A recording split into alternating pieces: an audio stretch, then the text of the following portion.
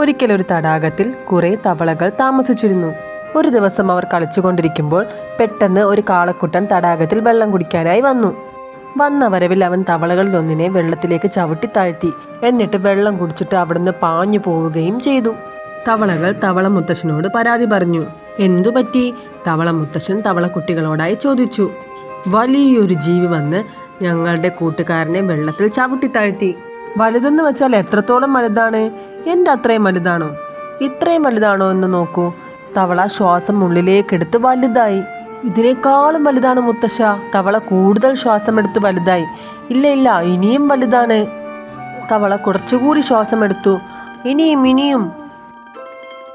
തവള കുഞ്ഞുങ്ങൾ പറഞ്ഞുകൊണ്ടേയിരുന്നു. ശ്വാസമെടുത്തപ്പോൾ തവള വെള്ളത്തിന് മുകളിലേക്ക് പൊങ്ങിപ്പോയി. അത് ചത്തുപോവുകയും ചെയ്തു.